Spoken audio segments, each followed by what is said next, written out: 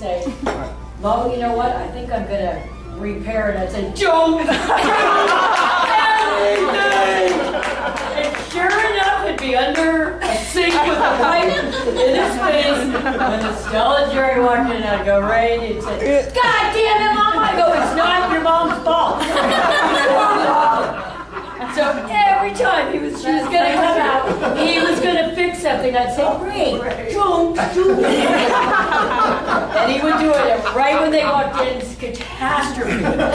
I'm the old interior decorator, see, and I go over to see Mom, right? And here's holes where the drapery hung in a certain wall that somebody didn't do something with right. So Ray and I are going to repair this. Well, he thinks he knows how. I told him to go hide under the table while I did it. But anyway, we worked on it forever, and then he'd start yelling, and you know. And I yelled back. And so one time we had a yelling match. I didn't hit him hard.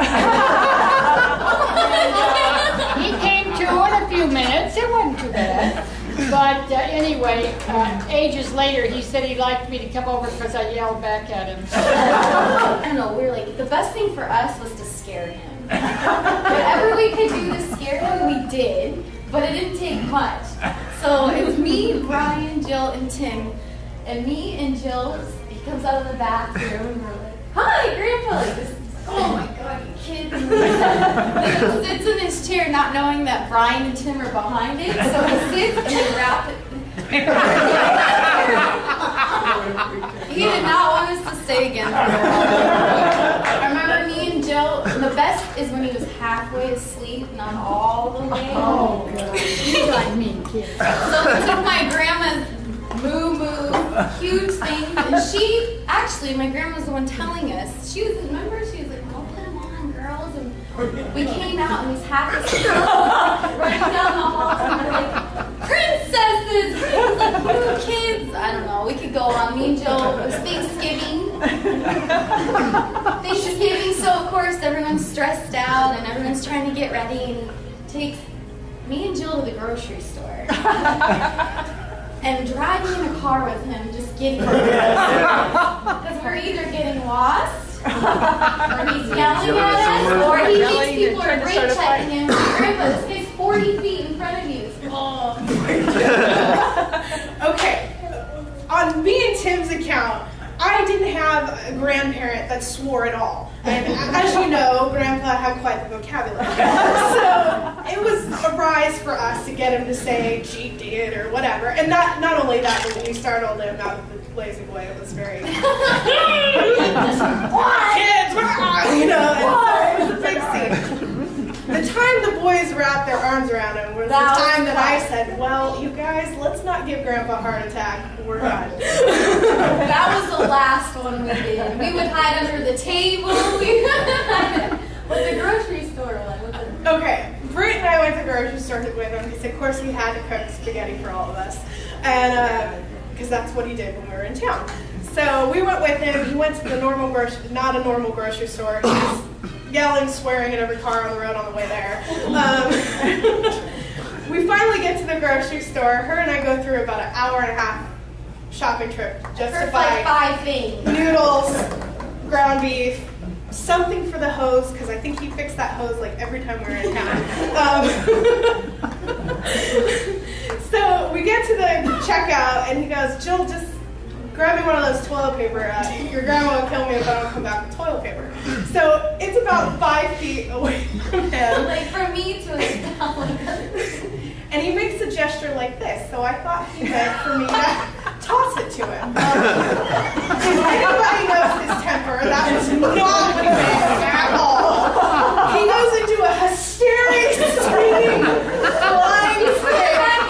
It actually came off his arm, flew over, and everyone in the grocery store is staring. He's screaming, GD and kids, all my rotten grandchildren, and we were in hysterical. I mean, we were about to pee our pants. And we're like this, and on the floor, and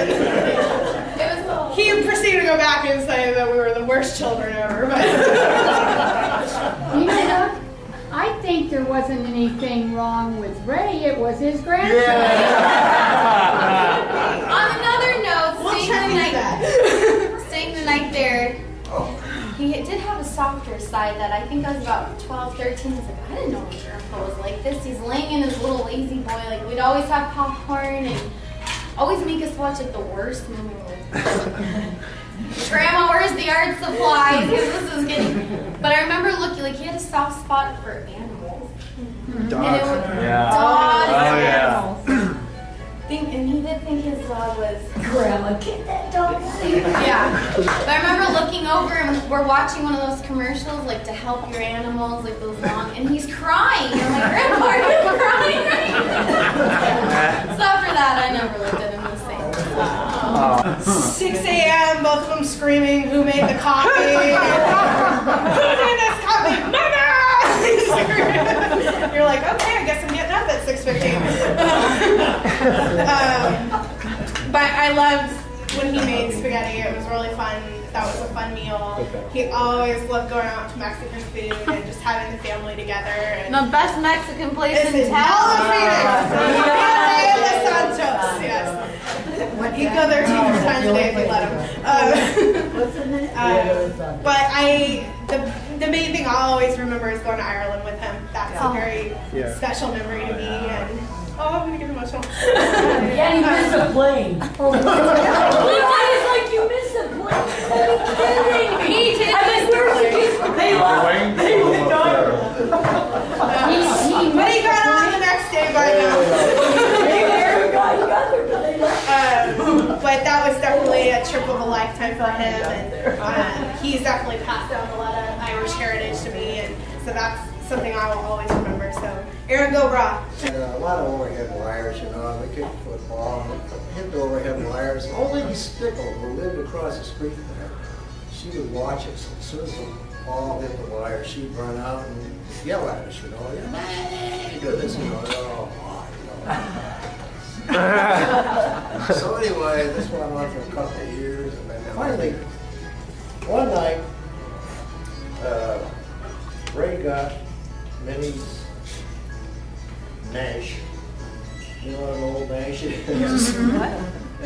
and we went to the shop or something like that. On the way back, Old Lady Stickle had this niche on. She lived on the top floor of one of garages. There was this niche with this big piece of pottery sitting there.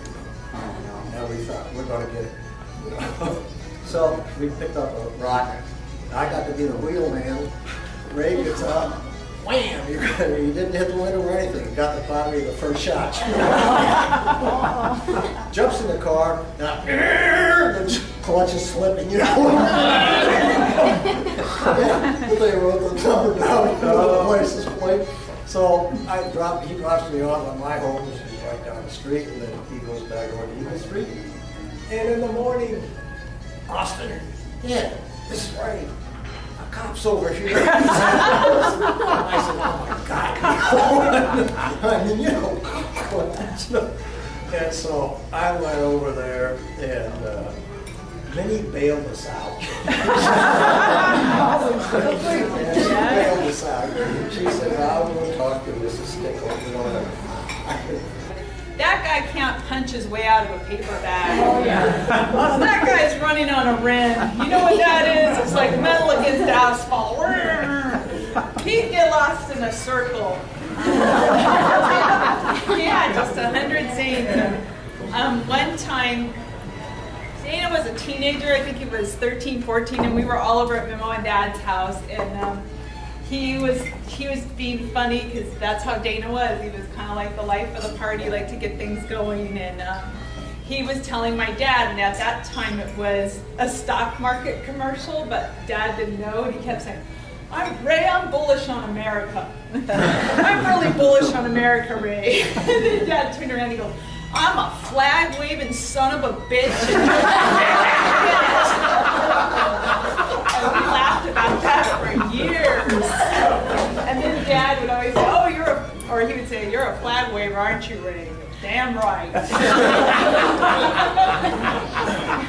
And going in the car with him, that was an experience. Every time we drive up to Estelle's, it seemed like he never had a map. He never wanted to know. Do you want to ask this person for directions? No. It was like, oh my gosh. He's like, I like just to get in traffic and mix it up, but you'd always think you were taking your life in your hands. And this person would try to pass him, and you go, you want to run? We're going to run, and you start racing him.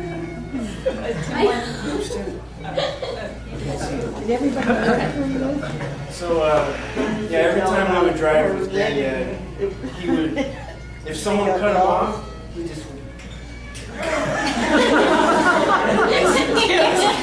This guy came, and it was just me and him, and he came on a bike, and he's in San Diego, and he doesn't know where he's going anyway. And this guy just pulls in front of him, and he just slams on the brakes on his horn, and the guy looks at him, and he's like, what? And he's just like,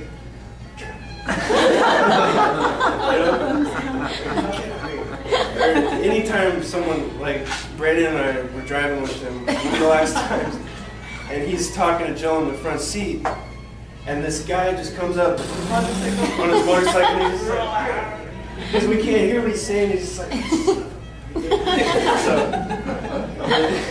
yeah, but, you know, we went to Colorado together.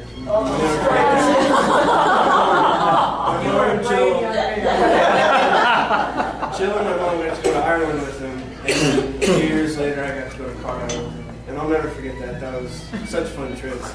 And he only fell once. I had my eyes on him for 3 days. And when he fell, he would get up like, oh, it's nothing. You know? Just like, all right. But yeah, he was a great guy.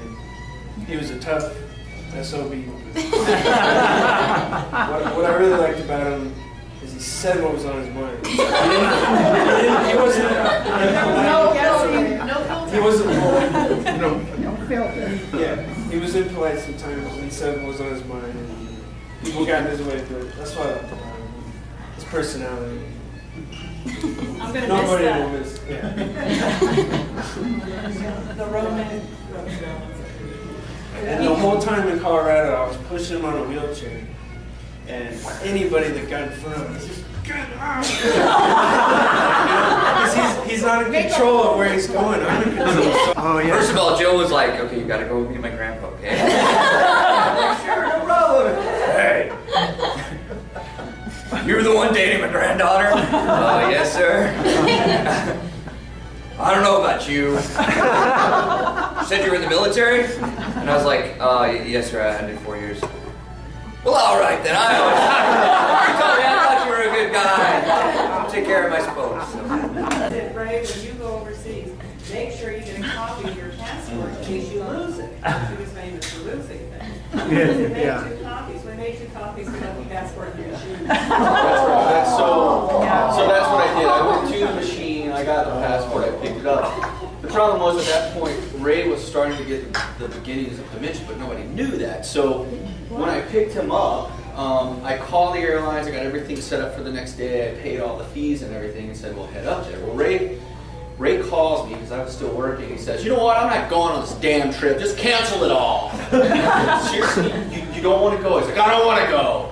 So I called the airlines and I canceled the reservation. About an hour later, Ray calls back, he goes, you know what, I changed my mind. Can you get that stuff back up again? I'll try. Right? So I called the airlines, we went through all the hoops, we got everything repaid and reinstated. About an hour later he calls and he says, I changed my mind. And I said, Ray, you're going. So I pick him up, we get to the airport and we get to the line. Now, for those of you that know Ray closely, we were going to have to put him in a wheelchair. And I said very quietly, could you please send a white woman to push the wheelchair? We'll do the best we can. So, when the Mexican woman showed up with the wheelchair, and he said something like, I'm not riding a wheelchair with a damn Mexican woman pushing it. I pulled out a 20 and I said, here you go, ma'am, just take him down. And she said, oh, you don't need to do that. I said, ma'am, you're going to earn every dime. Yeah, you must be. Somewhere down there. I'm not sure if there's any bones around now or not.